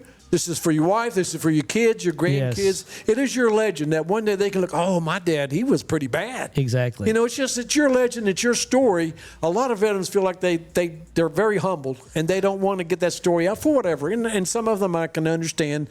A lot of the PTS veterans, they don't want to bring back this trauma they've went through, and I fully understand They felt that. they put so much time into putting a scab on it and But they have to put it in a box and hide it. Exactly. It's very hard to do. Yes. And it takes years for some of them to just be able to get out back in society and feel comfortable again and get these crazy thoughts and memories out of your system, out of your mind. Exactly. You never get rid of it. Exactly. They're always there, but it's how you deal with them and how you can function in society. And I'm seeing a lot of veterans now through what our VSO offer, Tommy Forg, is doing. He's encouraging veterans now. He has a weekly breakfast that veterans are starting to come out to. Tonda Curry, who's a current DA, is paying through drug money in our community for veterans to come to a luncheon, 20 veterans to come to lunch here in this town. So we're seeing veterans come out, and every one of them will tell you that it's good for them to get among other veterans. Why? Because we understand each other. And it's good for them just to have that trust, because a lot of times they don't trust other people. Yeah, for good reason. Well, it's hard because the service that they provide. I mean, you saw these guys. They're out there. They're getting shot at, bombed at. Take me back. Don't give me the Purple Heart. I want to go back into war. And when you get into that mindset and you get into there, people act like, well, you can just throw the brake on, pull the keys out, let's step off the bus and let's go on. And that's not the way it is. We're right around 9 more minutes left in this show. I know you got a couple more topics you wanted to get out there. So let's, and we're not bound real hard, but I don't want to keep you much longer than the time promised. Okay, thank you, Bert. Let me go through quickly. Just there are, again, a lot of people don't know what is going on in our community with our veterans. And I want to share 3 places. There is a very, what I call, godly woman, and she has started several years ago, Goshen Farms. It's located on 64. And the Goshen Farms was started by Gail and her father. Her father was a United States Marine Corps veteran, and they've got 23-acre farm that veterans can come to. She's got 2 duplexes on site and can hold up to 4 people, and she's got a chapel there. And she doesn't charge veterans any money. There's no utilities, no food, take care of everything. They work on the farm. They can help with the animals or the garden and some other things, just keep up the property. But she gives them that opportunity to maybe work with Tommy Forg, that maybe they've got some, maybe they're at 10%, they're trying to get at 80%, which they're due. And so once they have some income coming in, or maybe they get a job working out there. And the next step is a place called Paradise, Patriot Paradise. It's an 7.2 acre facility, which is only a couple of miles away. What Patriot Paradise is, again, she's putting tiny homes on there. So these veterans now transition from this to Patriot Paradise, they start and they've got a job. They're getting some extra money coming in. Now they're in the real world. Now you start paying, say, some mortgage payments, and you stay some rent payments, and some pay for utilities. So now you're starting to get acclimated. You're able to work with some of the people in the community, some of the businesses. They want to hire veterans. Right. So that's the next transition. Just recently, Gail purchased the 4.8 acres. It used to be called the New Beginnings here in Canton. It's a 55-bed facility, 33,000 square feet on 4.8 acres. And she wants to make a Veterans Resource Center out of it, where veterans can come there, say veterans off the street or people that just need a place to go to. We'll have doctors come in, psychologists come in, help veterans with PTS, given a free time. And she just gives them a facility. They come there once a week to help our veterans. She wants to put the Veterans Resource Center as a place for veterans to come to. She wants to put a museum there. We have a veterans in town that's got a tremendous amount of memorabilia that he wants to start a museum to it. So it's all going to be a resource center for veterans. That's awesome. To come and share. So, and one final thing I'd like to talk to. I know we're under time constraints, but there are a group of veterans, all combat veterans, 5 of us, that are starting what's called VZ Vet Help. What it is, it's a nonprofit where you pay $10, $25, $50 a month. That money goes directly to help veterans. Say a veteran's got a hole in his roof, doesn't have any money, right, or has a handicap ramp that's just rotten to the ground. Well, we can come out and buy that, and then we're going in the community to get veterans and businesses that have a huge heart for veterans, that they are donating to us, but they're also donating their time. So in other words, say if you got a roofing company that's only going to charge whatever the costs are for the materials, and then we'll pay the rest of it. Right. Okay, so it's a direct help. They don't have to go out and go to the VA and try to get money through them, or like avoid a lot of the red tape, bureaucracy taken out. Yes. VZ Help is able to help them right there. So it will be up and running probably next 3 months. You'll see that at several of the local shows that's coming on that we're going to be starting pushing. And we're already established. You're coming back on a regular basis to keep this up there. Yes. This kind of content's what we aim to bring. I mean, so. There's a lot of resources, and we will eventually put links out on there on Grant Sling's Son. So all the stuff that he's referencing, you'll be able to grab those links and go to them. Again, we're working. This is show 1, and I had a feeling from meeting you from day one, it was going to be a partnership made in Van Zandt County, and here it is. And the whole show, I've been sitting here listening to this. I can't wait. I can't wait to see where this develops, because not only do our soldiers deserve that kind of recognition, but to me, I believe it is our duty as those that enjoy the freedoms and the liberties that we're given to acknowledge the sacrifice. I mean, and to not, like I said again, I, without being too harsh, I'm going to say you don't deserve the liberties and freedoms if you can't appreciate what went on. Speaking of, we teased it a little bit before. We got the August 8th thing coming up with New Life Home Health, my wife's company. I want to say hi, Lupe, and all the whole crew over there. Rachel, Angel Bug, I love Paige you. Redding Paige is a huge supporter. And understand with VZ Help, we help. Paige helps us because what does she do? She goes out into these homes of these veterans, and she can tell us, hey, Phil, he doesn't have the money for his roof. So now we can step in. We're going to help you. So through her, for Tommy meets veterans every day with the VSO officer. Now we know what's really going in the community, because I don't know what's going on unless you tell me. Exactly. And these people, when they go out, the vet that may not openly tell you, hey, I've got an open roof, can you get somebody to help me?